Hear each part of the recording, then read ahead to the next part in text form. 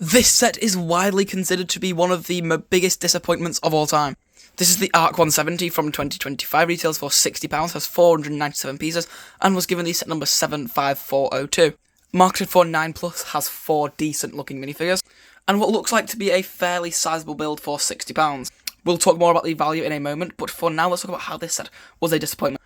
In 2010 they released the ARC 170 Starfighter, and that one had Kist Fisto and 2 pilots, and also that same droid that comes in this set. It was a bit more expensive by about £15, had 100 less pieces, but was also like double the size.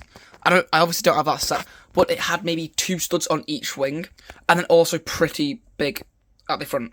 So this set was a lot smaller than the 2010 variation, and that's one reason why people think this is a disappointment. People like size in a LEGO set. I am not the biggest hater of the downsizing in recent years. I think it makes sets more affordable and at a nicer looking scale to display on a shelf. I think the box art for this set is absolutely beautiful. The Plo Koon Starfighter does look kind of decent in the back there, but it does kind of make me wonder what this set could have been if I had a Plo Koon Starfighter on shelves next to it. The Microfighter is simply not good enough. But again, this box art is really good. I'm not sure what planet it is, but it is definitely based on that Order 66 scene, meaning that we have our 3rd Order 66 set now. I don't know why they keep using the 332nd clone as any clone trooper set, as this is clearly one from Revenge of the Sith, and I would have loved to see a Sith Anakin in that bottom corner. Anything like that though, but this is a Revenge of the Sith set, not a Clone Wars set, so I don't know why they keep associating the 332nd clone with clone troopers. I mean, it makes sense theoretically, but this is a Revenge of the Sith, not Clone Wars. Anyway, without further ado, let's get into the review of the ARC 170 Starfighter. Once again, this is set 75402, marketed for 9+, with 497 pieces, and the minifigures we are given are Clone Pilot Oddball, Clone Pilot Jag, a regular Clone Pilot, and R4P44.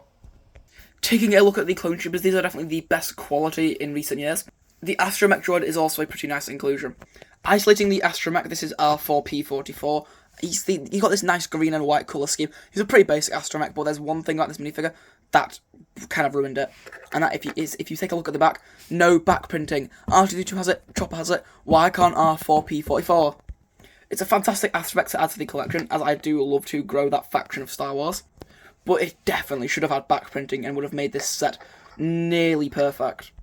This is Clone Pilot Oddball. He's got a nice unique print on the helmet mould, but his head, torso and legs are the exact same as with the other clone troopers, and that's fair enough. They do have the exact same uniform in the universe, but they have custom prints on their helmets, so it makes sense to do that with this minifigure.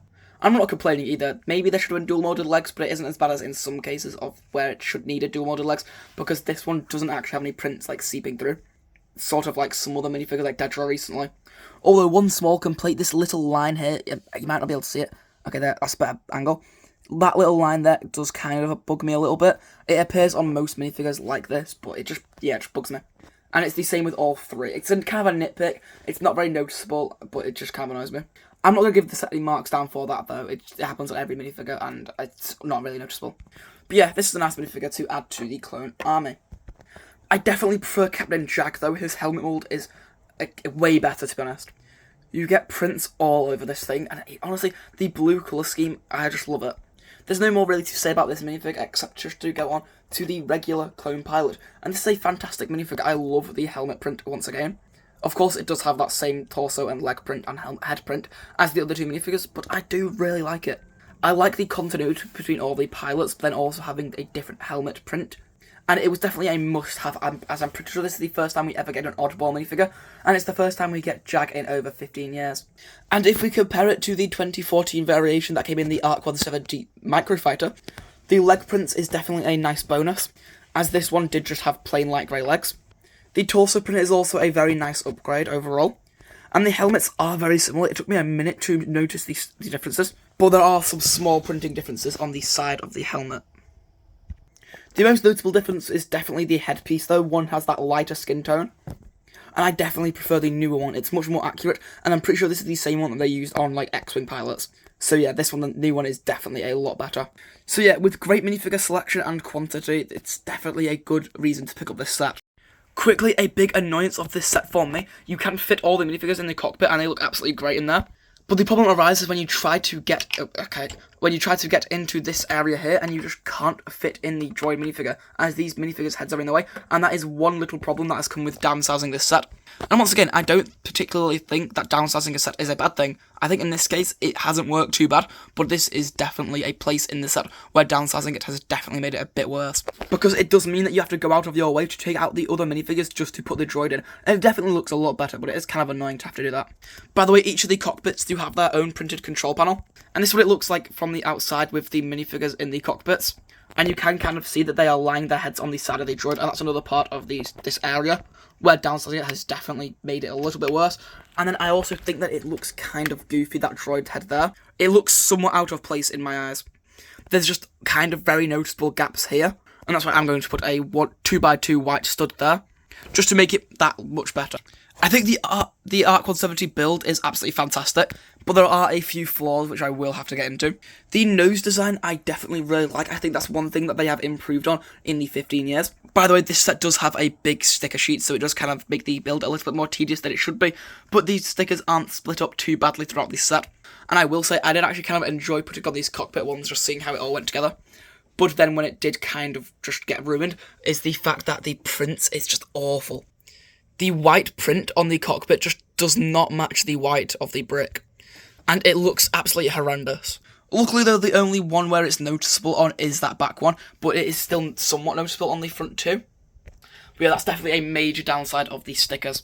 I'm not sure if they could have done better with a print though. We have seen some cases where the print just doesn't match with the brick as well. But they definitely could have done it better than on this sticker. It looks absolutely atrocious. The entrance at the front, it looks absolutely superb. I like the smooth design, and then that little, I believe that's an ice skate piece. That's a nice use of a part. Very, very resourceful. The wings are a bit short, but it does look pretty good, although I'm pretty sure it is a bit off proportions wise.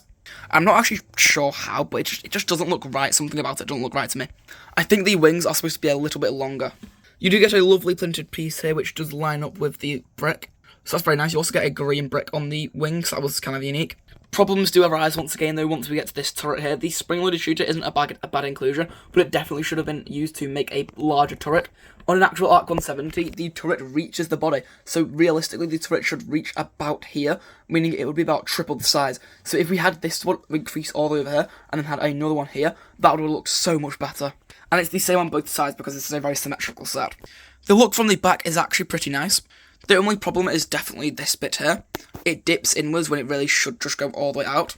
And they literally could have just added maybe like 1 or 2 more pieces to make it that. And it maybe could have given it 500 pieces, which would have been nice and clean. I don't know why I like that.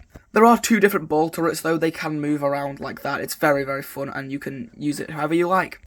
The engines at the back do look very good, and they have some thrust coming out of them, the pink thrust. And overall at the back, it's definitely not as bad as some of the other features, like these stickers. One thing I will say, that this set, on the face of it, does look absolutely amazing.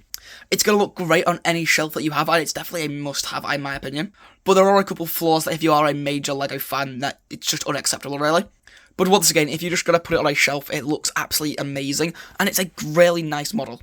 The flaws are very minor, but are noticeable somewhat. But that's no reason to not pick this up. The minifigures are absolutely 10 out of 10, and the build is probably an 8 out of 10 to 8.5 out of 10. And that's why I'm going to give this set a 9.2 out of 10. But quickly before I finish this video, there is one more play feature that I need to show you. Putting it back on the stand that it started off with on this video, to make it much easier to access the back where our main play feature of the set is. And that is if you push on the, wrong side, push on that, and you can open the wings into like an X spread, sort of like the X-Wing. It's, in my opinion, this set is kind of like the mix of an X-Wing and a Z95 Headhunter, because it's got like the wingspan of a Z95 Headhunter, and then also has the X of the X-Wing. I don't know, I just kind of like that. And this looks absolutely fantastic. This is how I'm going to display it on the stand. There are some sets where I do kind of prefer them having them in landing point mode, but this is definitely not one of those cases. It's such a much better and more dynamic look. But once again, this set is sort of a disappointment. I do think the sleeker look is a lot better than the 2010 variant, but the 2010 variant is definitely just a better set overall, as it's bigger, better value really at £60. This one's £60, whereas that one would be £75 nowadays. So I think £75 for that is definitely better than £60 for this. But I still think this build is absolutely fantastic, and I'm very, very happy that I picked up in my May 4th haul. You can check out more reviews just by clicking onto my account. I absolutely loved making them, and there will be more to come. I have more mocks coming soon, and maybe even some more set reviews and comparisons, definitely. Anyway, once again, that's why I'm giving this set a 9.2 out of 10, and I've kind of just given 3 sets in a row a 9.2 out of 10, being the Star Wars logo. I'm so sorry.